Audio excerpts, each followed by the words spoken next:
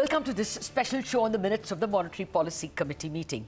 The minutes are out and they indicate, broad brush, that while the Reserve Bank of India members, especially Dr. Michael Patra, seems more worried about inflation expectations rising and maybe getting unhinged, the external members of the MPC, Dr. Ashima Goyal, Jayanth, Varma and Shashanka Bhide, appear to be more worried about growth and the possible overreaction by way of rate hikes. As we know that the members were agreed on a 50 basis rate hike, except Dr. Goyal, who would have preferred a 35 basis rate hike. Otherwise, there was broad agreement in terms of the action and the kind of guidance or the lack of it that the stance indicated. The stance indicated that we are going to continue with the removal of accommodation stance. I'm now joined by the external members, Dr. Shashanka Bhide, Dr. Ashima Goyal and Dr. Jayanth Varma. Thank you very much, gentlemen and Ashima, for joining us. Let me start with the lady. Ashima, this worries about growth. Actually, if you looked at the high-speed indicators, lead indicators, car sales, SUV sales, as well as credit growth, some of the banks are reporting 20% and more credit growth, those that have given us advance estimates. Why would you worry so much about growth? That's what your minutes seem to indicate.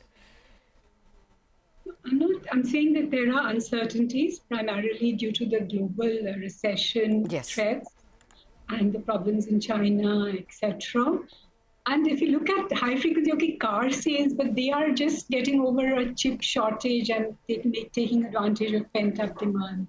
But even credit growth, though it's very high compared to last year's base, but month on month, the momentum seems to be softening slightly.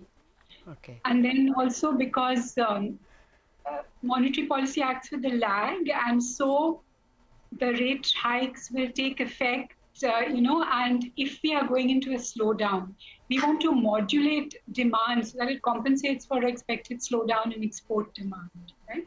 Yes. So we don't want to overdo the demand tightening. And as it is currently, given our forecasted inflation rate, the real rates are positive. So that is adequate at this juncture. The other evidence we seem to have is that when we boost the demand, it seems to increase the demand for imported items. So do you think that the logic of protecting domestic demand always works that way? It doesn't seem to. It seems to encourage imported demand. Would you agree? Well, there's a bit of what you are saying that is happening, and while the IIP numbers do not support all of this, I guess they do show somewhat restrained situation with respect to durables also. But I think, as I had mentioned in the minutes, in the consumer confidence survey, for example, yes, the increase in the expenditure seems to be in the essential expenditure. So I think that this, this aspect of growth in demand is there in a few of the indicators that we have. But I think there is also this concern about the imports sort of offsetting some of the production, domestic production. We probably will see more of that in the input side, not so much on the consumer demand side, I think. So I guess there are these concerns that the growth that we see is not necessarily all that broad-based. I think so. Particularly, I would also like to mention the investment side. I don't think we are seeing the momentum in investment that is necessary to sustain growth. Mm-hmm. If you looked at the inflation over the last 3 years, it's only about on 4 or 5 months that inflation has been below 6%. Now, that mandate is cast in stone for you. Dr. Varma, is not that a bother? I mean, what is the sanctity of that 5% forecast? What if it is not 5% but north of it? Is not that a worry that in the past, the forecasts have not come true? For an overwhelming number of months in the last 3 years, the inflation has not remained under 6%. That is true. That is true. And out of that 3-year period, the entire period of the, 2000, much of 2020 and early 2021, it was a very conscious decision to prioritize growth over inflation. Yes. There's no question about that. Yes. That was very clear. It was very clear in the resolutions. It was clear in the statement. So that was a very conscious decision that you had a once-in-a-century pandemic that needed a very strong response. Now, it was only from around mid-2021 that attention could shift to inflation. And at that time, I argued that the time had come to start focusing on inflation. And the problems, the problem of 6% and 7% inflation today is really the consequence of what we did or did not do a year ago. So slamming the brakes now, saying that inflation is very high is pointless. If we want inflation to come down tomorrow, well, we should have raised rates a year ago, 6 months ago.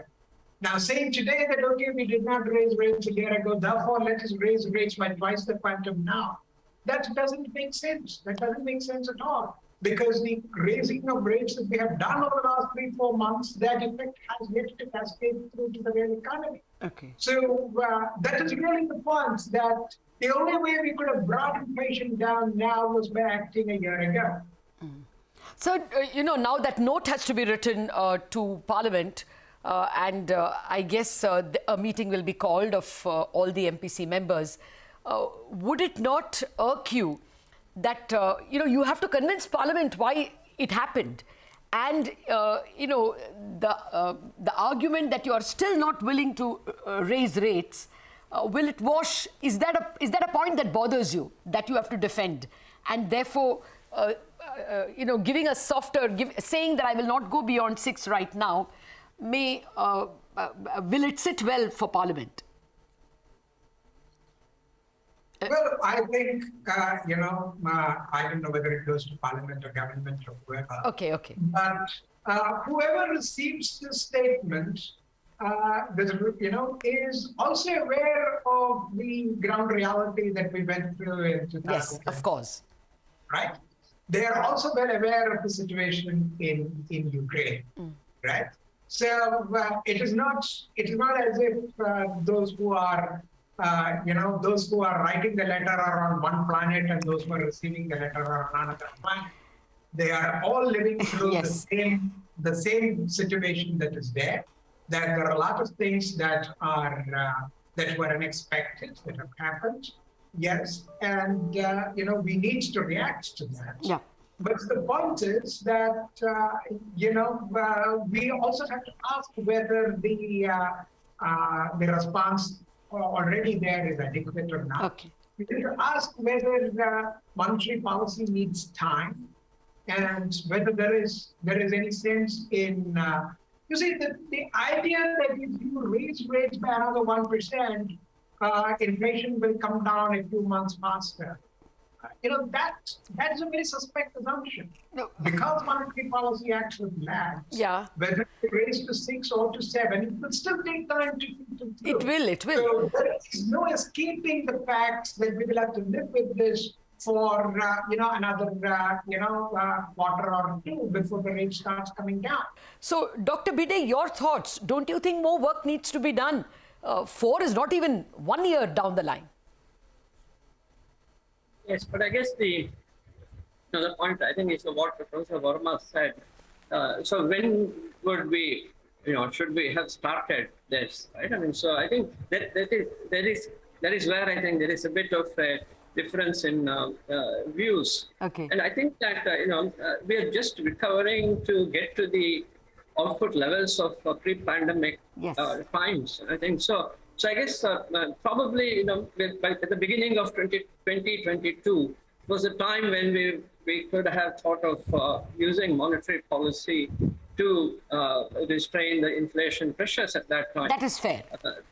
So I think the target still is 4%, but obviously I think the time that is required to get to 4% is not going to be 1 quarter or so. I'll come to Dr. Varma in a minute. Ashima, don't you think more work needs to be done to get to 4%? Is that on the anvil? And if it is 2 years away, you're not uncomfortable? If you see the bands around inflation, they're much wider than around growth. Yeah, so there's a lot of uncertainty for the projection RBI has given. And we must remember that a lot of the inflation in the last 2-3 years was due to these global pressures, supply chain snarls, etc. Now we are facing the possibility of a slowdown, global slowdown, of concerted central bank action against inflation, of oil prices and other commodity prices softening, supply chain bottlenecks coming unsnarled. So we need to watch. We might see that inflation comes to 4 much earlier than the RBI forecast. Okay. And in the current situation where demand could slow because of the external slowdown, and we are not in a situation of excess demand, even the current account deficit, a large part of the deficit is due to the high oil prices. And it is just the recent data on WPI shows that it's coming down. International prices softening reflects first in the WPI. So we will see the CPI also softening. Much of the rise of the last month has come from the fuel and light component, transport and communication, all of which is affected by oil prices, and that will pass through. So we have to watch this space, and that is why I'm saying I'm not ruling out further hikes, but I'm saying that it has to be conditional on the realizations of inflation and growth. And the refinements in our projection as we get more data. I want to take a break, but thereafter, some very strong worries over the non-transitory nature of inflation have come from Michael Patra. I'll read that out to you after the break, and I want to discuss that. Back in a minute.